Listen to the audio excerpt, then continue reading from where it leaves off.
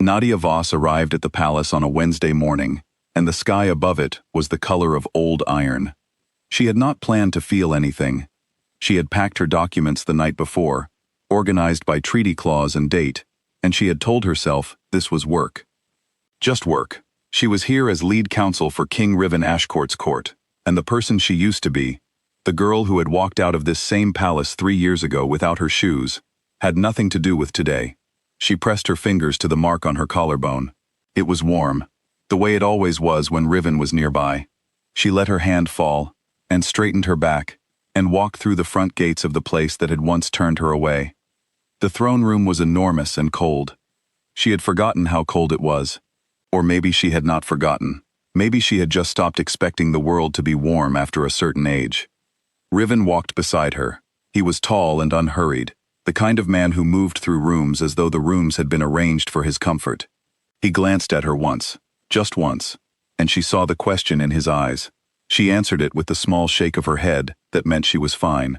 He believed her the way he always did, which was to say he half believed her and said nothing, because he knew she would tell him what she needed to tell him when she was ready.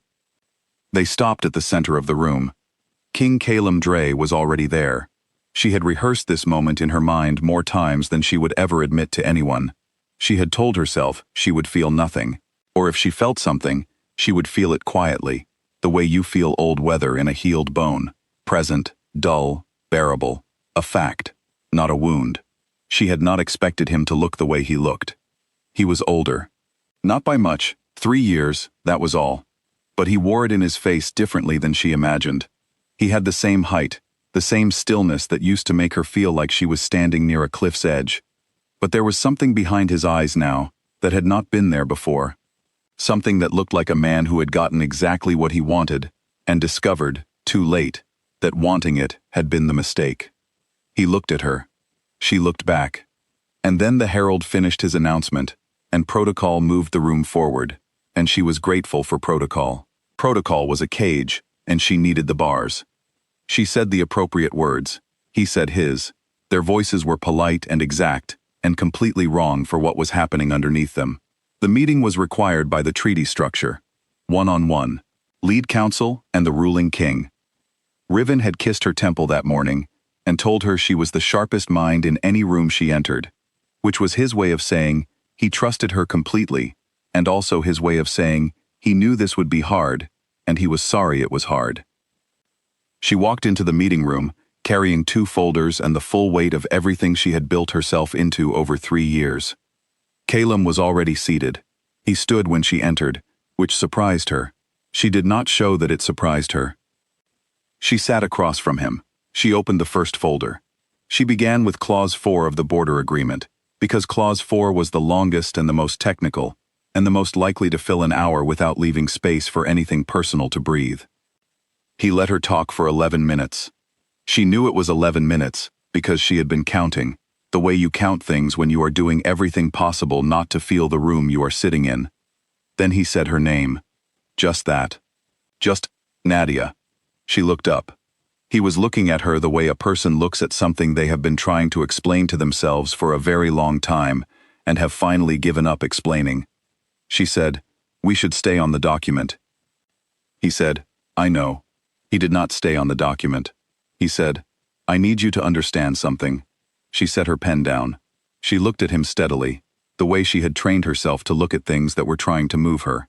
She said, "You don't need me to understand anything. We have a treaty to negotiate, and I would like to do that." He was quiet for a moment.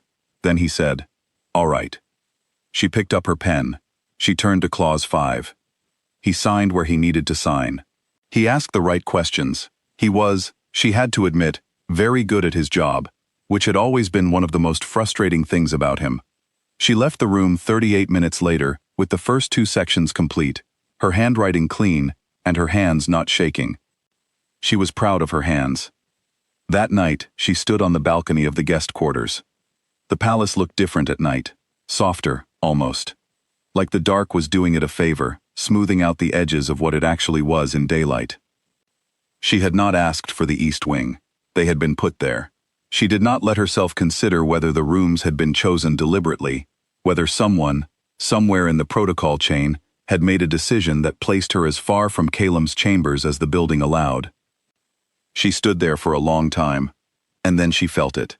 She had hoped, sincerely, and with some desperation, that it would be gone by now. 3 years, a new bond, a man who had looked at her as though she were the answer to a question he had been asking his whole life. All of that, and still, when she was in this place, in this air, standing close enough to the same roof, the old pull was there, quiet, insistent, like water finding its way under a door. She hated it. She had hated it for a long time. She did not hate it anymore. Now it was just something she carried, like the small scar on her left knee from a fall she had taken as a child, like the way she always woke before dawn and could never sleep past it. Just a fact about her body, just something that was true. She pressed her fingers to Riven's mark and held them there. It warmed under her hand. She stood there until the feeling shifted, not gone, never entirely gone, but moved aside enough that she could breathe normally. Then she went inside and made a cup of tea from the tray the staff had left, and sat on the edge of the bed and read through tomorrow's clauses until her eyes were ready to close. He came to find her on the second night. She was in the corridor outside the library. She had gone to return a reference volume she had borrowed from the palace's treaty archive. She had asked a guard. The guard had been surprised that a guest had made such a formal request. She had explained that it was easier to return things than to owe them, and she was walking back to her rooms when she heard his footsteps. She knew they were his before she turned.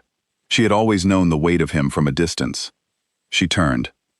He was in plain clothes, which struck her as strange.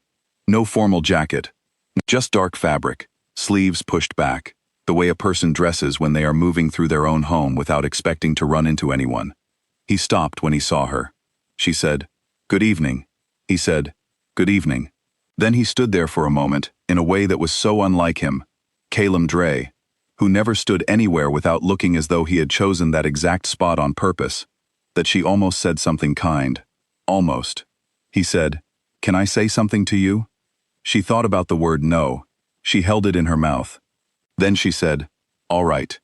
He did not make a speech of it. That was the thing about him that had always been both his best and worst quality. When he finally said something true, he said it simply. He told her that he had been wrong.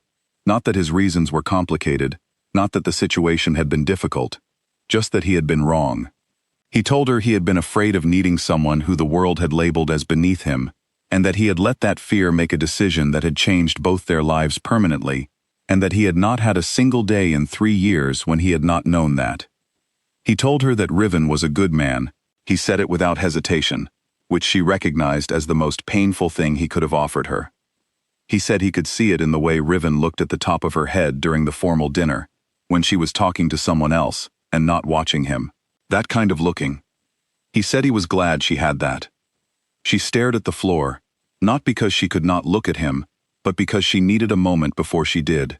She needed to make sure that when she looked at him, what was on her face was hers, and not the old version of her. Not the girl who had loved him without reservation, who had waited for him with the complete and devastating trust of someone who had not yet learned what that kind of waiting costs. When she looked up, she was herself, the person she had built. She said, "I know." Just that, 2 words. He looked at her for a long moment. There was something in his face that she could not fully name, not quite grief, not quite relief, something that existed in the space between them, something that required the corridor and the hour and the absence of an audience to even be possible. She did not explain what she meant. There was nothing to explain. "I know" was everything. It contained, "I know you were wrong. I know it cost you. I know this is too late. I know you mean it. I know it doesn't change the answer." She picked up the archive book she was still holding and said goodnight. He let her go. The treaty was signed on the 4th morning. It was a good treaty. She was proud of it. She had fought for language in Clause 9 that protected the smaller settlements on both borders, people who would never know her name but would be safer because of the words she had chosen carefully at a table in a cold room with a man who had once broken something in her and who had signed the document without argument when she held her position. There was a formal ceremony, witnesses, signatures, the pressing of seals into warm wax. Riven signed his name beside hers, and then turned to look at her with the particular expression she had learned to love, steady, certain, not performing anything. She smiled at him. He touched the back of her hand for exactly 1 second, which was all that protocol allowed, and which was enough. They left before midday. The convoy moved south through the palace gates, and she was in the third carriage with Riven, sitting close enough that their shoulders touched, her feet tucked under the edge of his coat, because the morning was cold, and he had offered it without being asked. She did not look back. She had thought, when planning this trip, that leaving might be the hardest part, that the drive away might tear something open that she had spent 3 years carefully closing. It did not. She watched the road move under them, the trees thickening as they moved away from the palace's cleared land, and she searched honestly for what she felt, something close to peace. Not the peace of someone who had forgotten. The peace of someone who had carried something heavy for a long time and had finally understood that carrying it was a choice, that she could set it down not because it had stopped mattering, but because she had somewhere better to be. Riven said, "How are you?" She said, "Good, actually good." He turned to look at her. He was very good at looking at people, not to find what they were hiding, but to check that what they were showing was real. He decided it was. He said, "All right."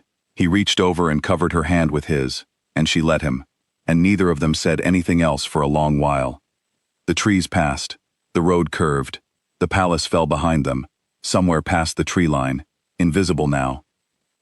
3 weeks later, back in the Eastern Court, Nadia received a formal letter from the palace. It was administrative. Corrections to the wording in one of the secondary clauses.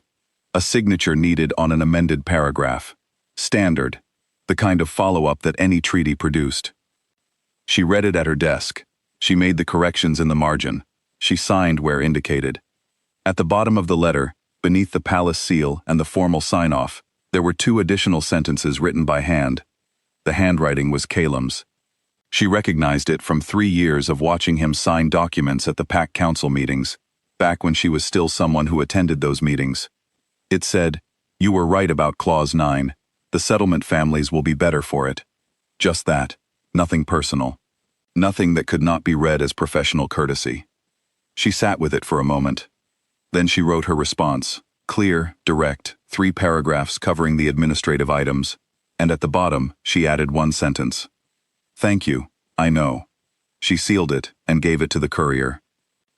And then she went to find Riven, because he had mentioned that morning that there was a new problem with the Northern water rights negotiation, and he had said it in the tone that meant he wanted her mind on it, and she had told him she would be there by afternoon, and she was going to be exactly on time. She walked down the corridor of a palace that was hers, past walls she had chosen to stand inside, into a life she had chosen and built and meant. The mark on her collarbone was warm. It was always warm. That was enough.